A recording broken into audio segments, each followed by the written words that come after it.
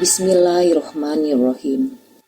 Assalamualaikum warahmatullahi wabarakatuh.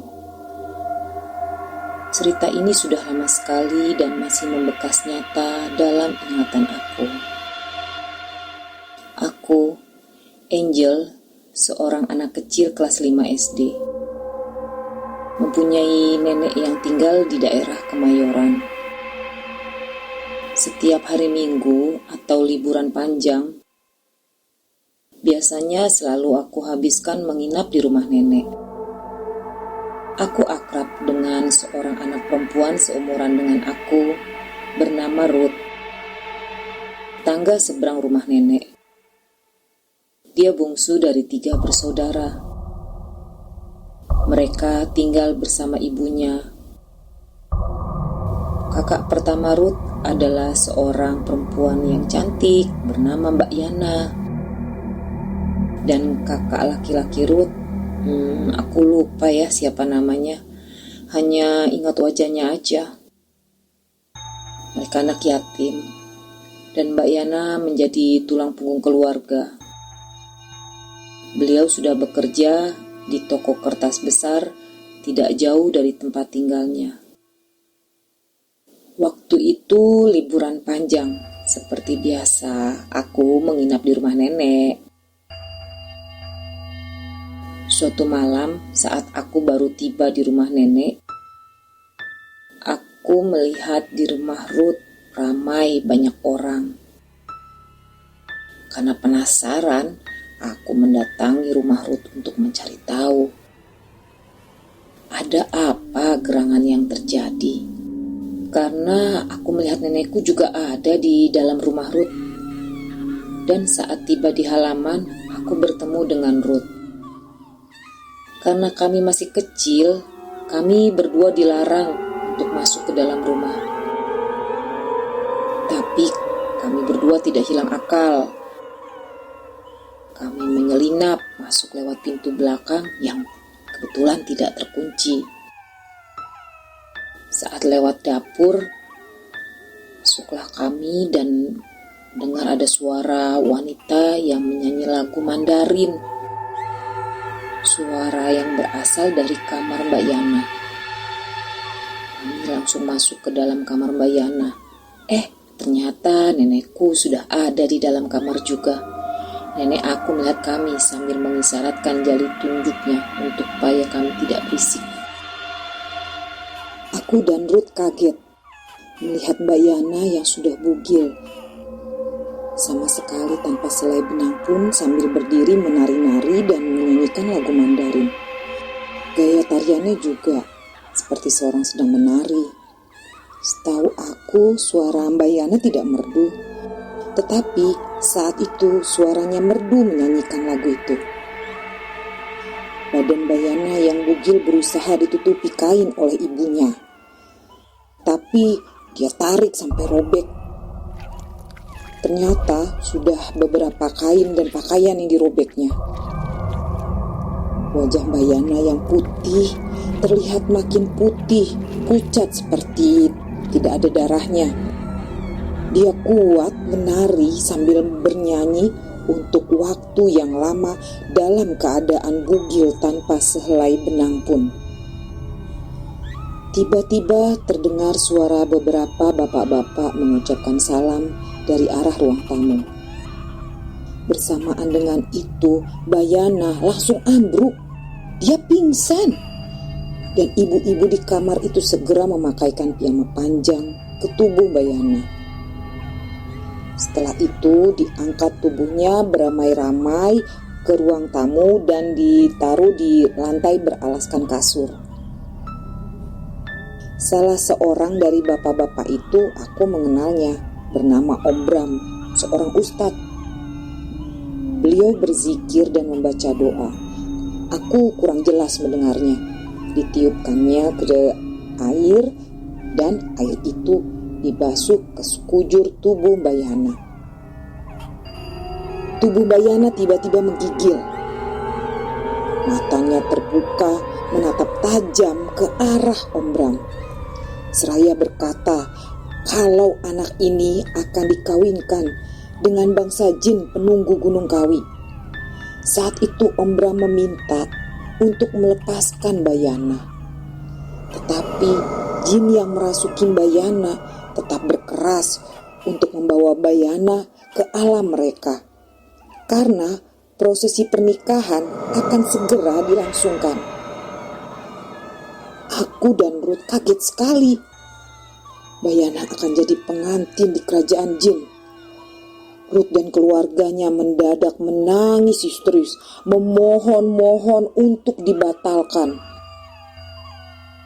Om Bram dan timnya membuat formasi dan mulai merapalkan kalimat-kalimat ayat-ayat suci Al-Quran. Tetapi tepatnya surat apa aku tidak paham. Kepala Mbak Yana dipegang sambil bergetar oleh Om Bram. Sedangkan yang lain memegang tangan dan kaki Mbak Yana yang kesurupan hebat. Suara Mbak Yana yang sedari tadi menyanyi dengan merdunya kini berubah menjadi suara laki-laki yang berat. Sosok itu tetap tidak mau melepaskan Mbak Yana karena sudah ada perjanjian dan harus ditepati. Sosok itu juga mengancam siapa yang ikut campur akan celaka. Tubuh Mbak Yana yang dipegangi 4 orang laki-laki berontak seperti punya kekuatan yang hebat. Keempat orang itu terpental dengan sekali hentakan dari sosok yang ada di dalam tubuh Mbak Yana. Dia bilang tidak ada yang bisa memisahkan mereka karena dia suka dengan Mbak Yana dan akan menjadikannya istri. Siapa yang macam-macam dengan dia akan terkena akibatnya.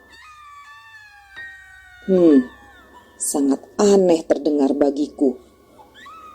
Mendengar ancaman itu membuat ciut nyali orang-orang yang memegangi tubuh Mbak Yana. Tapi Om Bram meyakinkan bahwa jangan pernah takut ancaman itu. Kita harus yakin Allah bersama dan menjaga kita. Akhirnya, walaupun ragu-ragu, tubuh Mbak Yana tetap dipegangi kembali oleh mereka. Mbak Yana harus dipegangi, karena bila tidak akan membahayakan Mbak Yana sendiri dan orang sekitar. Dikhawatirkan dia akan menyerang atau melukai orang-orang yang berada di dalam ruangan itu. Dan mungkin juga dia akan kabur keluar. Jam mulai masuk tengah malam. Aroma di ruangan itu mulai aneh, seperti wangi kembang. Om Bram meminta kami semua berzikir. Jangan terlena atau berpikiran kosong, karena berakibat sangat berbahaya. Suasana di ruangan pun menjadi sangat tegang. Aku kasihan melihat Mbak Yana yang masih kerasukan sosok jin itu. Tangan dan kakinya terlihat mulai membiru. Ibunya dan Ruth tidak henti-hentinya menangis memanggil-manggil Mbak Yana untuk sadar dan istighfar. Tubuh Mbak Yana yang kaku masih tetap berontak dan mengamuk. Cukup lama juga kejadian itu, lebih dari 1 jam. Terlihat letih di wajah Om Bram dan timnya. Setelah berkali-kali terlihat mereka berusaha mengobati dan menyadarkan Mbak Yana, Om Bram membisikkan sesuatu ke telinga Mbak Yana.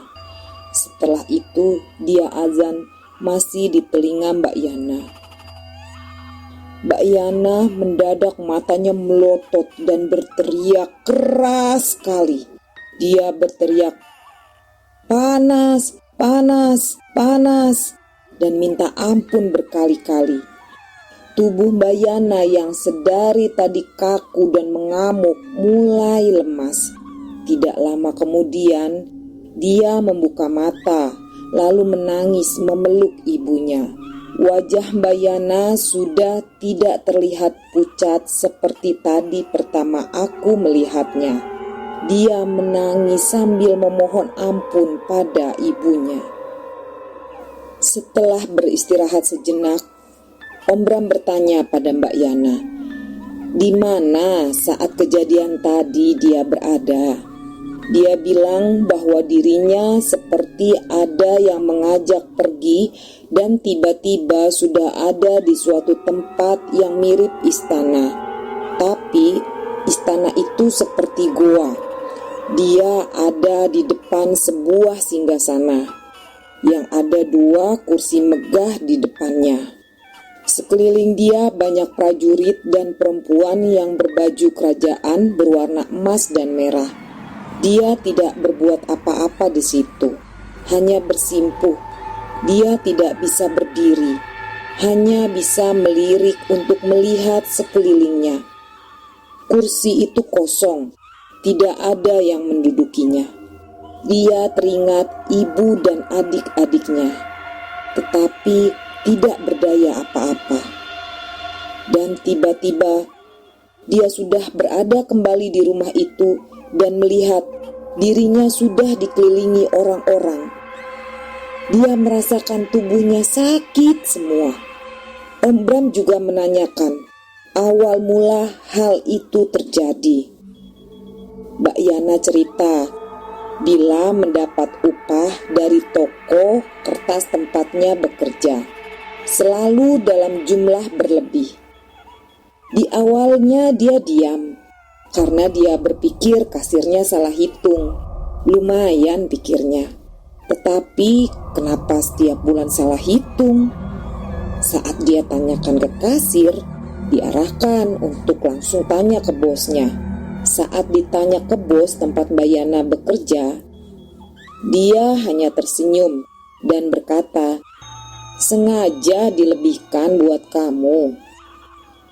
Tentu saja Mbak Yana senang. Ternyata di balik itu ada imbalannya. Mbak Yana akan dinikahkan oleh jin Gunung Kawi untuk membuat usaha bos Mbak Yana semakin berkembang pesat.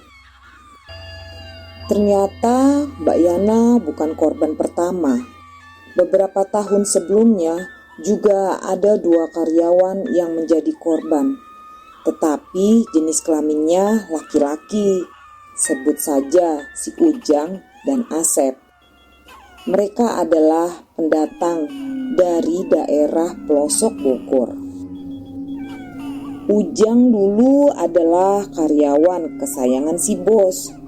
Setiap pergi kemana-mana selalu Ujang diajak serta.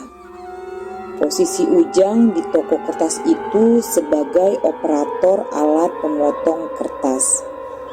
Sekedar informasi, kertas yang datang dari pabrik bentuknya lembar besar, kurang lebih selebar lembaran triplek. Dan sesampainya di toko itu akan dipotong-potong sesuai ukuran dari permintaan pembeli, kemudian dimasukkan ke dalam gudang. Nah, si Ujanglah yang mengerjakan pemotongan kertas itu. Suatu hari Ujang lembur untuk melaksanakan tugasnya, memenuhi orderan potong kertas yang banyak dan diminta untuk dikirim besok. Jam sudah masuk tengah malam, hanya Ujang yang masih bekerja. Sesekali ada temannya seorang security bernama Ibrahim yang datang sekedar menemani. Tiba-tiba Ibrahim yang sedang di luar gudang kaget dan berlari masuk karena mendengar suara Ujang dari dalam. Alangkah terkejutnya dia melihat Ujang sudah bermandikan darah. Tangan Ujang terpotong mesin pemotong kertas. Lengannya putus. Darah berceceran kemana-mana. Ujang berteriak kesakitan dan meminta tolong. Paniklah Ibrahim dan berlari keluar mencari pertolongan. Warga sekitar yang masih belum tidur masuk ke gudang untuk menolong Ujang. Tetapi mereka mendapati Ujang sudah tidak bernyawa. Mereka berpikir Ujang meninggal karena kehabisan darah. Teman Ujang sempat ada yang bercerita kalau beberapa malam sebelum dia meninggal, Ujang cerita didatangi sosok yang tidak jelas dalam mimpinya. Sosok seram dengan tawa yang keras. Tetapi kawan Ujang menenangkan dan bilang kalau mimpi itu mungkin karena dia kelelahan sehabis bekerja.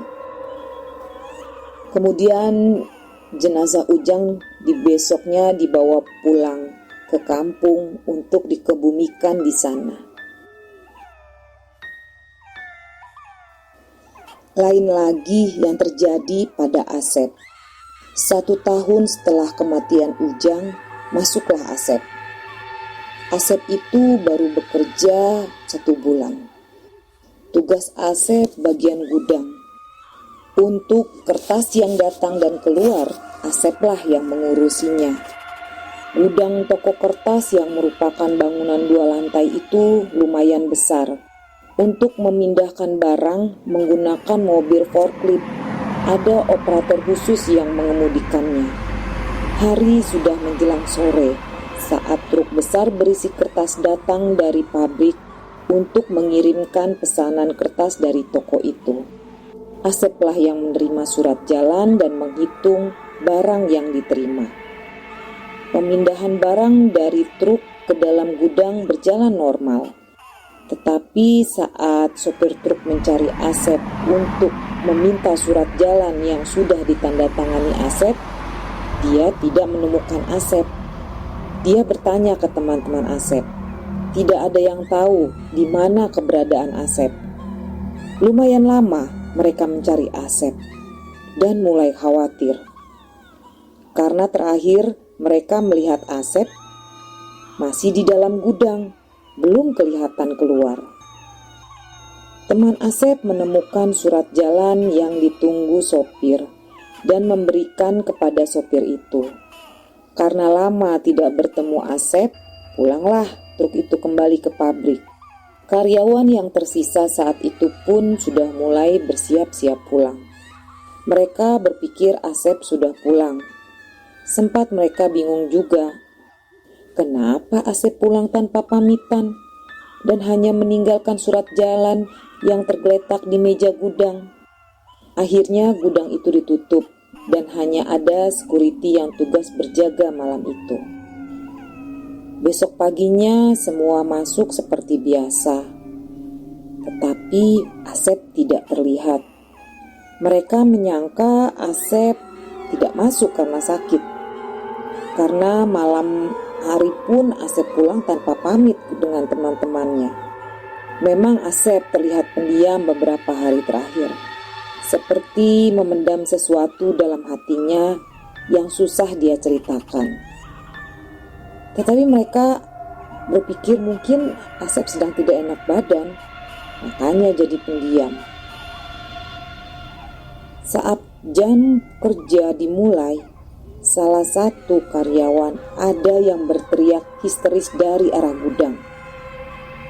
Dia mendapati Asep sudah tidak bernyawa, tertimpa tumpukan kertas. Tubuhnya sudah kaku, lidahnya menjulur dengan mata yang melotot.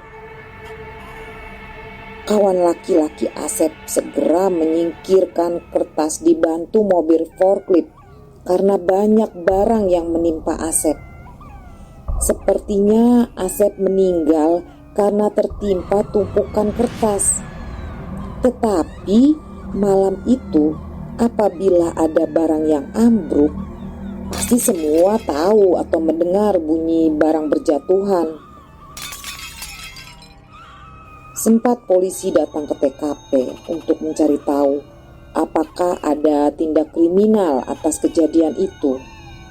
Tetapi kesimpulan yang didapat kejadian itu murni kecelakaan, walau memang tidak masuk akal. Dan setahun kemudian, Mbak Yana masuk bekerja di sana. Kembali terulang cerita yang kurang lebih hampir sama. Memang sebelumnya Mbak Yana sudah diwanti-wanti oleh beberapa orang di sekitar gudang itu untuk berhati-hati. Dan setelah kejadian itu Mbak Yana keluar. Tidak berserang lama, ruko dan gudang kertas tempat Mbak Yana bekerja kebakaran. Habis semua, tiada sisa. Namun anehnya yang terbakar hanya satu ruko dan gudang itu saja. Padahal lingkungannya area yang sangat padat pemukiman. Bangunan sebelah persis ruko itu hanya dipisahkan dengan dinding setinggi 5 meter. Begitupun rumah setengah permanen yang tepat di belakang ruko itu. Jarak dengan bangunan lain hanya berjarak sekitar 3 meteran. Sangat tidak masuk akal. Harusnya api itu menyambar bangunan yang ada di sekitarnya. Sekarang ini ruko itu sudah dijual dan berganti menjadi perkantoran. Yah, itulah kisah Mbak Yana yang nyaris menjadi tumbal gudang tempat kertas di mana beliau bekerja.